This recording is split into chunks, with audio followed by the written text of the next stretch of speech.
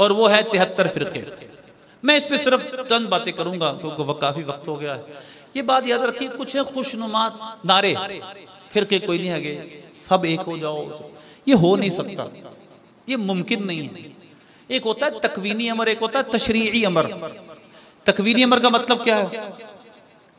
मैं मर्द हूं, मैं एक खानदान में पैदा हुआ, मैं एक बाप का बेटा हूं, मैं इस खानदान में इस बाप के बेटे में अपने इस वजूद में मजबूर हूं, मैं अपने आप को तब्दील नहीं कर सकता इससे। और तशरीई अमर क्या होता है? अल्लाह ने कहा नमाज पढ़ो, रखो, ज़कात दो, मुझे इख्तियार है, करूं ना करूं, करूंगा तो मुझे सवाब मिलेगा, ना करूंगा जानबूझकर तो गुनाहगार होऊंगा। ये है तशरीई अमर। फिरके बनने का अमर तशरीई नहीं है, तकवीनी है। सूरह अनआम की आयत है, अल्लाह फरमाता है कुल हुवल कादिरु अला यबअस अलैकुम अज़ाबम मिन फौकिकुम औ मिन तहति अर्जुलिकुम औ यल्बिसकुम शियअन व युज़ीक़ बअदकुम बअस बअद। अल्लाह ने फरमाया है, प्यारे हबीब फरमा दिया, अल्लाह कादिर, अल्लाह तुम पर ऊपर से अज़ाब नाज़िल करे, नीचे से अज़ाब नाज़िल करे, यानी अज़ाब नाज़िल करने पर कादिर है, और जहाँ तुमको फिर फिरकों में बांट दे। सही बुखारी की हदीस है इस आयत के तहत, और बहुत सारी किताबों में है। नबी पाक सल्लल्लाहु अलैहि वसल्लम फरमाते, अल्लाह से मैंने दुआ की, या अल्लाह इनके ऊपर से अज़ाब ना आए, अल्लाह ने कबूल किया। दूसरी दुआ की, नीचे से अज़ाब ना, यानी 2 दुआएं तो अल्लाह ने कबूल, अज़ाब आने की। लेकिन तीसरी दुआ मैंने करना चाहिए तो अल्लाह ने मुझे मना कर दिया, या अल्लाह इनके आपस में लड़ाइयां ना हो। सरकार ने फरमाया फमनअनीहा औ कमा क़ाल सल्लल्लाहु अलैहि वसल्लम, तीसरी दुआ करने से अल्लाह ने मुझे मना कर दिया कि ये होगा।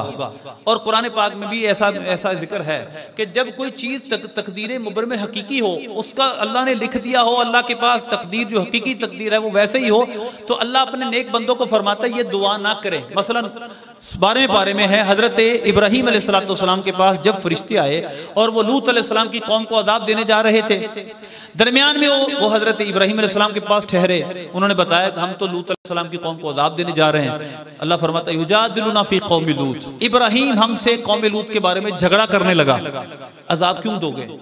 अल्लाह ने फरमाया, हमने कहा या इब्राहीम आरिद अन हाज़ा इन्नहु क़द जाअ अम्र रब्बिक, ए इब्राहीम हमारी इस बात में आप ना हैं, क्योंकि आपके रब का हुक्म पक्का इस बारे में आ चुका है, इस कौम को अज़ाब होगा ही होगा। तो अल्लाह अपने प्यारों को मना कर देता है, आप मुझसे ये दुआ ना करें। तो अल्लाह ने अपने हबीब को ये दुआ करने से मना कर दिया कि ये दुआ आपने नहीं करनी कि मेरी उम्मत फिरकों में ना बटे, ये होगा। फिर अबू दाऊद शरीफ में, जामे तिरमिज़ी में हदीस है कि मेरी उम्मत 73 फिरकों में बट जाएगी, एक जन्नती है।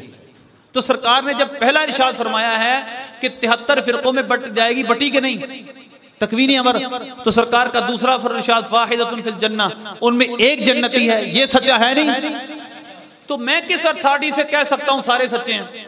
मेरे पास क्या अथॉरिटी? अगर मैं अफसर हूं, मैं कारोबारी हूं, मेरे पास बड़ा कारोबार है, तो भाई इस कारोबार का मेरे आखिरत से क्या ताल्लुक? मैं ये फैसले कर सकता हूं इस बलबूते पर कि सारे जन्नती हैं?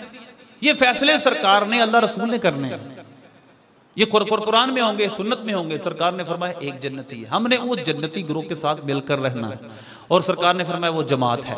एक में फरमाया मान अलैहि वस्हाबी, जिस पर मैं हूँ, जिस पर मेरे असहाब है, वो रास्ता जन्नती लोगों का रास्ता है। तो लिहाजा हमें क्या चाहिए? हम रास्ते पे चले। फिर अगला सवाल ये पैदा होता है, अल्लाह तो फरमाता है वअतसिमू बिहब्लिल्लाहि जमीअन वला तफर्रकू, कि तुम अल्लाह की रस्सी को मजबूती से थाम लो, फिरकों में ना बटो। तो अल्लाह तो फिरकों से बटने के हमें मना कर रहा है। तो मैं आपको पहले कह रहा हूँ ये अमर तशरीई है, हमें हुक्म दिया ना बटो। तो मैं आपको मिसाल के तौर पे समझाता हूँ। ये 3 किताबें पढ़ी है मेरे सामने, ये कट है। अब एक फर्द इसका यूं जुदा हो गया, 2 इधर पड़ी हैं।